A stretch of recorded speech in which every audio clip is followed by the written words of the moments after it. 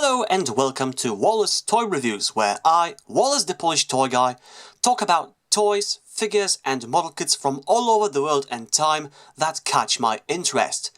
Today I'm going to talk about an old toy that's review was inspired by the fact that I can't possibly afford the newest version.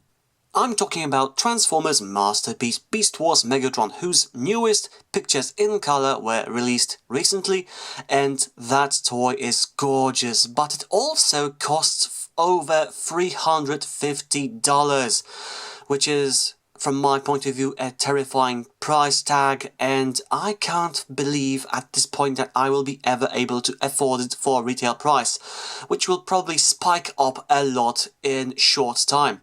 But I still want to relive the Beast Wars Megatron legacy, and therefore today I'm showing you the very first toy of this character from 1996. This is the original Beast Wars Ultra Class Megatron.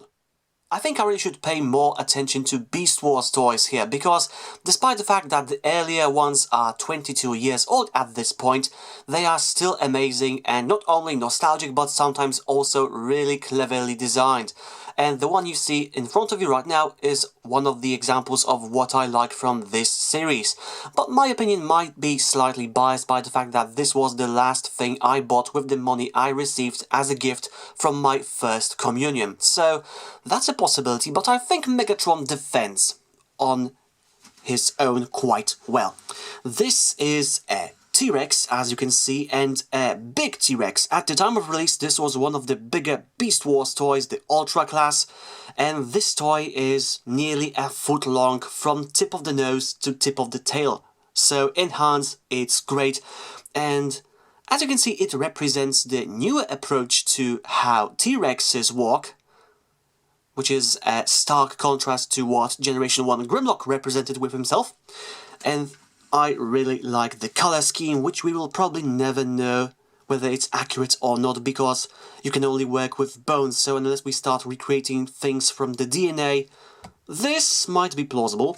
And it's not a super heavy toy, but it's hefty enough, and it just looks great and feels great in touch, because if you look up close, you can see there's not a single millimeter of this toy that's not covered with some kind of textures. This is supposed to represent how a dinosaur's scales or skin look like, and I think this is great. This feels really organic. I highly doubt this is symmetrical, so even if it is, the eye cannot catch up to that. And it looks great. Yes, of course we have the screw holes and some mechanical bits that kind of break the illusion, but this still looks wonderful after 22 years. And I think mine is also in quite good condition, so that also helps. And yes, we have these small hands. I really love looking at this toy from up close. The details of the skin are just fantastic for me to look at. And we have red eyes, which is also something that the Beast Wars toys did with single color eyes. And we have some kid-friendly teeth painted, and oh, the details! I'm sorry, I'm just still really amazed by this. And the nose! But I'm getting distracted. If we push on this part of the skull, we will reveal some internal workings of a dinosaur, including further details for the jaw and this huge red tongue, which is actually the main unit of the built-in water gun, which worked by the means of you filling up with water. As you can see, you can remove the tongue alongside with Megatron's throat. And the thing is, here we have this water tank that you filled up with water. Also extra details, ooh! And then you could fire it either manually by just squeezing this tongue, or reinsert it into Megatron's throat.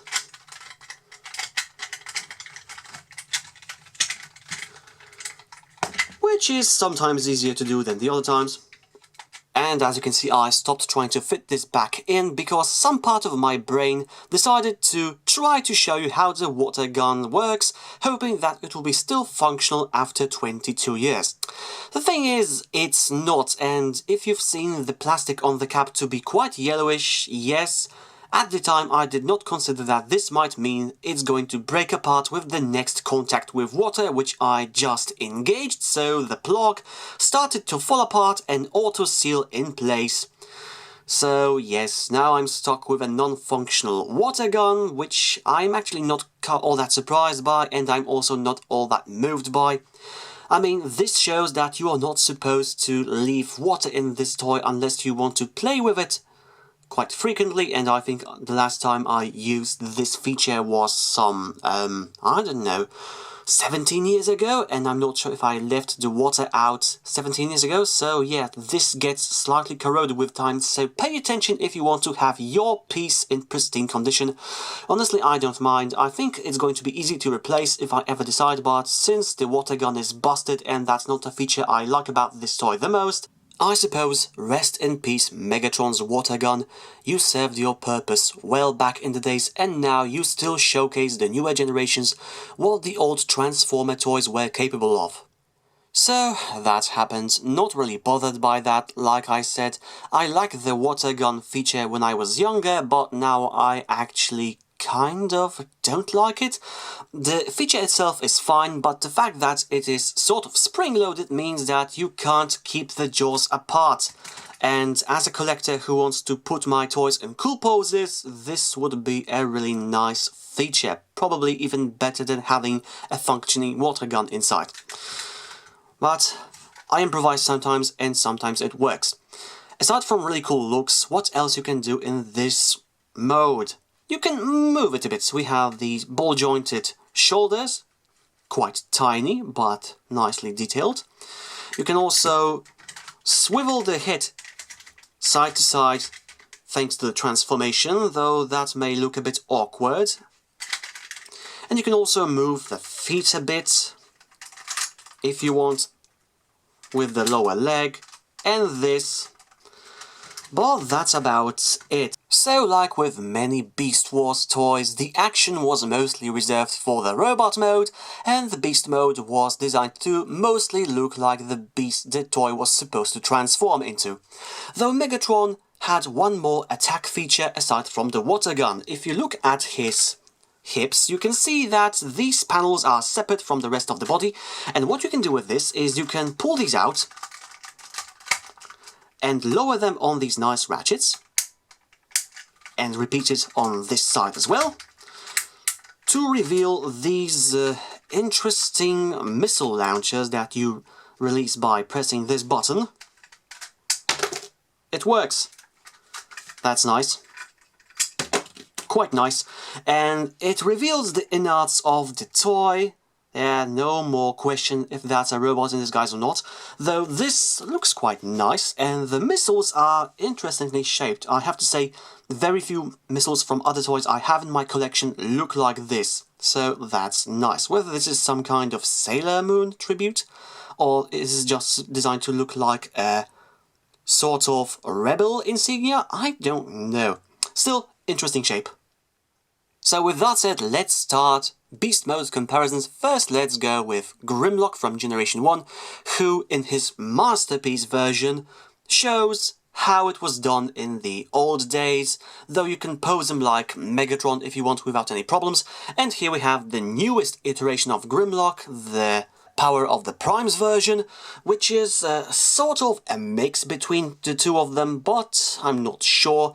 And also, this is the Voyager class, so this also exists in Beast Wars as the Mega class, and nowadays Ultra class is extinct like the dinosaurs, it seems. And here we have some other Dino Transformers I have in my collection. So for example, we have from the Bayformers, the Generations Deluxe class, Scorn and Slug, as well as Generation 1 Snarl and Animated Snarl. And for something not dino-forming, here we have some cars. So here we have The Last Night Premier Edition Deluxe Barricade and Bumblebee, Masterpiece Sideswipe / Lambo, and Voyager Class Classics Optimus Prime. And representing Beast Wars toys in this mode, here we have the other Ultra Class Transformer from 1996, the very heroic Maximal Optimus Primal himself, and oh, I loved both of these toys when they came out. And I think now we can safely transform Megatron from his T-Rex mode to robot mode, and if you want to see how to transform him back into this mode, I'm going to create a separate video showing that in the near future. But for now, it's time to disassemble this king of the prehistoric times. And the first thing I usually do is to put his tiny shoulders into such position, and then I rip his back apart. Like that, it just snaps together using this simple lock. So now we have something like that. We can also pull down on this flap while we're at it. And for now, we have to work on the torso, which I admit, when I was a kid, I really found this quite ingenious how this rotates. So the first thing I want to do to make room for this to happen is to A, get my fingernails over here and separate these bits, which will allow me to pull or push, well, you know, move this over here. And you can pretty much align this however you want. You just have to get it out of the way and then work on the cosmetics while you are in robot mode. And now you want to lift this up on this hinge, like that, you can see. Pop, it goes up. And this will allow you to move this back, like that. We just want to make as much room here as possible. And now we just make sure that these black tabs are on the outside. Yes. Or should I say, yes. So anyway, we make sure that this is up and this is not in the way.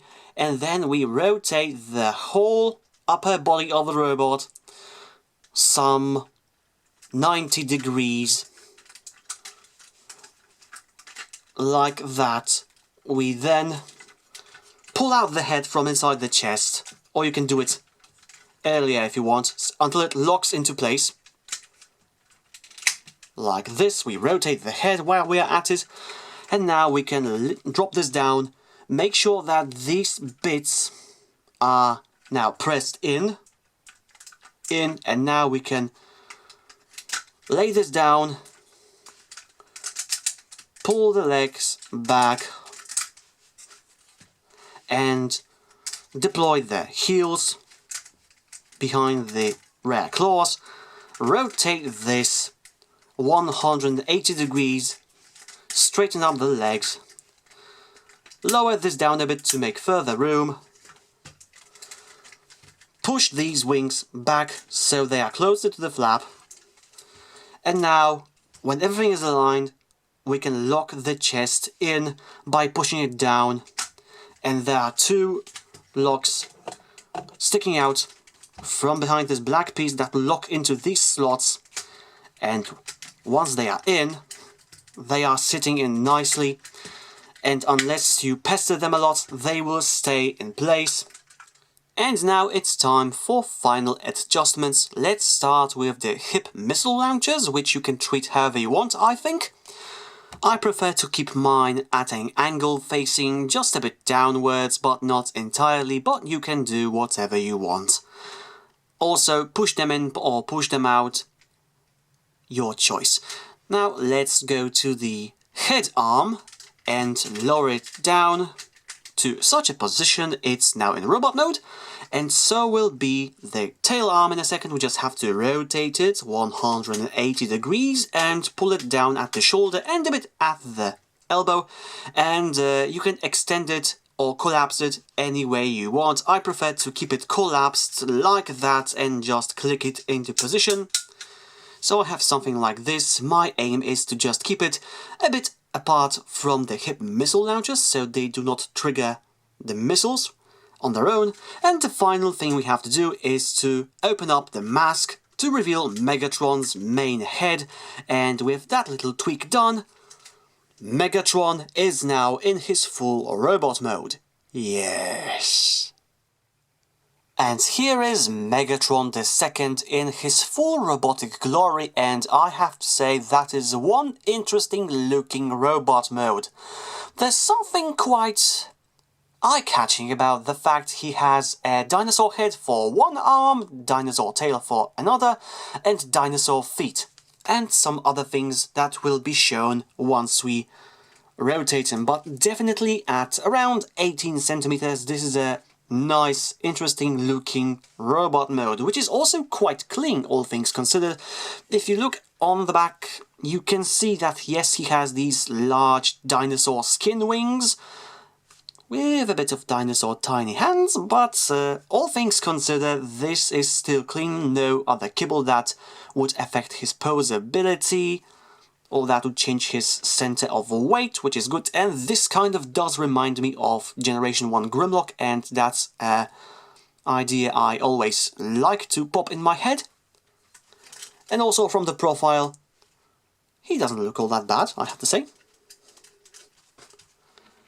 And he feels quite sturdy once you transform him, nothing will fall apart to undo part of his transformation.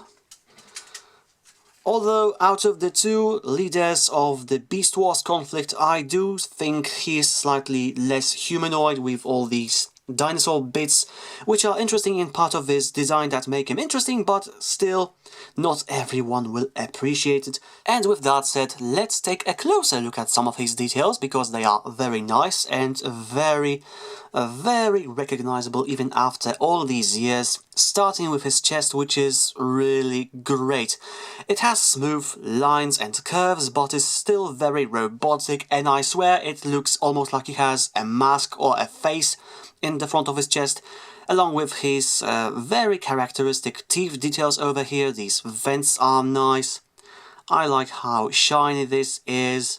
And there's also his head, which I really like, though compared to the show it looks almost nothing like it. This looks like Generation 2 Megatron with a new body, and not this evil bad guy that we've seen on the screen. But toy-wise, I don't mind. This is a very fitting head, very bemused head, which was probably designed before Megatron was given the full detail of his on-screen persona. Not many details on this head, but it works and it makes it a very Megatronish head. But some people will complain about these bat wings that make him look like Morgan from Darkstalkers, and I kind of see the point. This is not necessarily the best head decoration I can think of, to the point where some people decide to unscrew the head and remove these bits to just leave the helmet on. But this is related to the gimmick the early Beast Wars toys had, the Ani-Mutants second face. So if we collapse this, like we would for the transformation, we now have a very different head that looks kind of like a battle helmet made out of a defeated monster enemy, which is an interesting notion for a Megatron.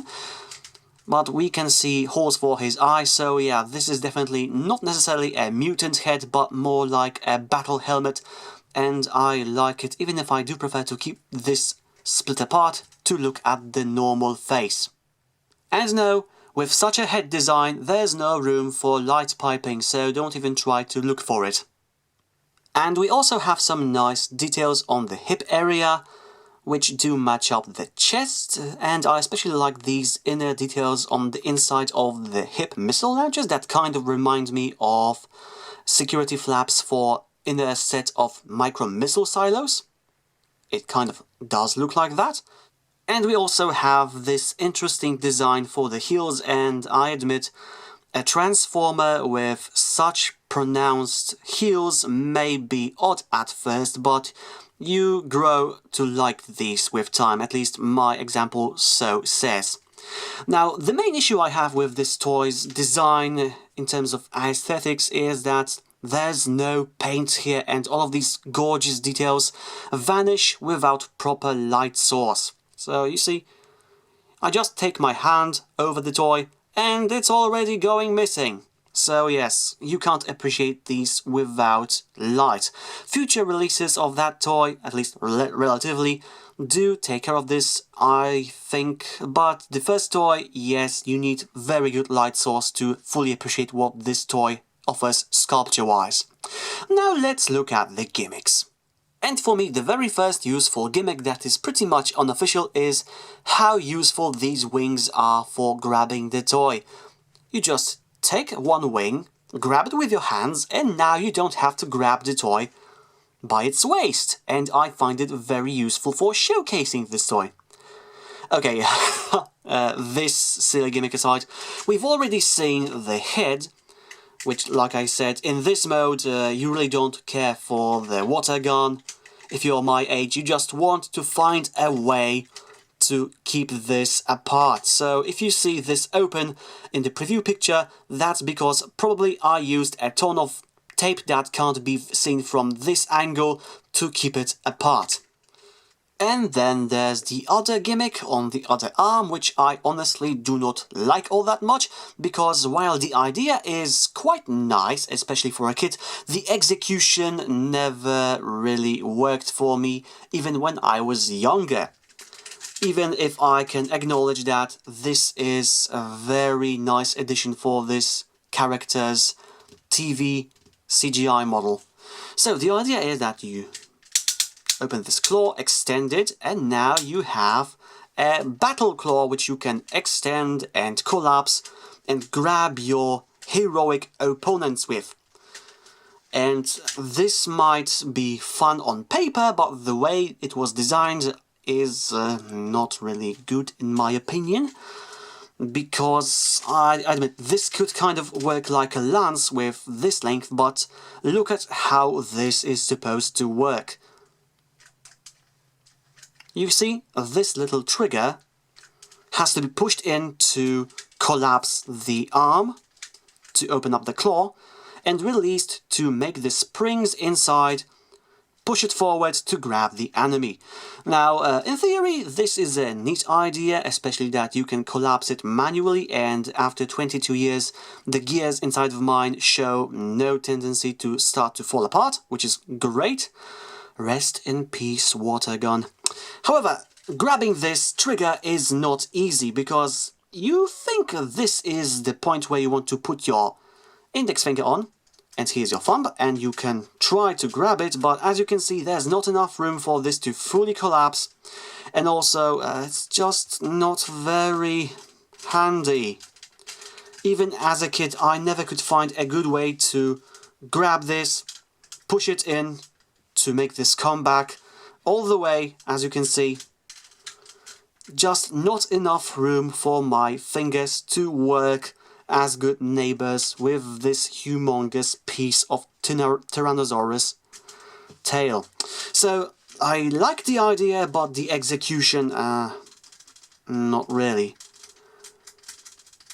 He would probably not be pleased by this as well, which probably explains why he mostly used this as a shield and a secondary rifle rather than a grabbing claw in the show. Yes. And we've already seen what these are capable of. Fire! After all these years, this range still pleases us. Yes. Okay, enough of me trying to be like a David K wannabe. Let's go over the posability, which is good, but maybe not always. Starting with the head, which is on a ball joint, which is good, so it can look down, up, tilt a bit to the sides, and technically also spin a full circle, but these bat wings go in the way a lot. So, as you can see, the second you start moving the head, bat wings start to clash with the neighboring parts. So you have to close this and work your way around this, then open up these again. So it's doable, but also it is a chore. But yes, if you want to have a Megatron exorcist pose, no problem. I don't know. This idea for some reason amuses me. But yeah, fully possible, just requires some effort. Now let's go to the shoulders, which are on simple hinges, ratcheted hinges with around 45 jumps. And they can also go as much as these wings allow, which isn't bad because you don't always have to put your arms behind the toy, but if you like full posability, you may not be a fan. And thanks to the transformation, this also goes up and down nicely. And we have now new bicep swivel, separate from this Dino mode one. And you can also open this up, but again, not keep it opened. Shame. And over here again, this shoulder guard is bigger, so it will allow slightly smaller angles. It will stop just a bit sooner. And also the shoulders will go all the way up thanks to the transformation. Also bicep swivel for the transformation, elbow for your enjoyment, not for the transformation. And you can also extend this, close these. Pretty much you can do with these what you want within some tolerances. And we also have, unexpectedly, a waist swivel. Quite nice. If you work your way around these hip missile launchers, you can make them go full circle, which is great. And we have also forward kick in the hips, which is blocked not by the launchers, but by this molding. And thanks to the transformation, we have very nice kick back. And if you want to achieve full split, surprisingly, that's possible without any problem. And we also have rotation above the knee for the transformation, and we also have a very nice 90-degree bend in the knees. And you can also move up and down the T-Rex foot fingers or claws if you so choose, and also work with this if you so choose, but that won't change much. Okay, to give the heels some credit, they do help stabilizing poses such as this one. And looking at it, I think for something of this size and released in 1996, this is a quite nice range of motion. Not perfect because the gimmicks go in the way at some finer points, but for the majority of time I think it works quite well. And now it's time for robot mode comparisons, so let's start with something modern.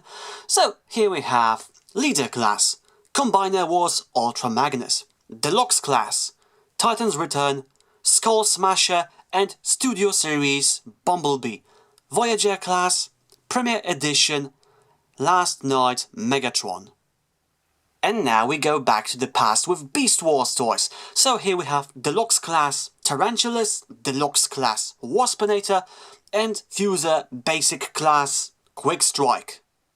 And for real life objects, here is the common cola can and $1 bill. And of course I could not skip this shot while having this toy in my collection. Here is Megatron next to robot mode of Optimus Primal. So to sum it all up, I really like Beast Wars Transformers Ultra Class Megatron, and if you are a fan of the character, I highly recommend this toy because it's one of the best he has in my opinion. I think the Beast Mode looks great even if it doesn't do all that much else. If you have a non-functioning water gun anymore, the transformation is quite fun with some nice tricks, and the robot mode looks very interesting with all of these nicely attached T-Rex bits, even if I think the gimmicks can be fun or not depending on your preference. And yes, I will say it right off the bat, and I will say this again in Primal's review, I think Optimus Primal as a sheer toy is slightly better all-around figure, but as a representation of the character, of the evil guys, Megatron Ultra Class really works. And like I said at the beginning of the summary, I recommend getting him. Chances are you will enjoy him as much as I do.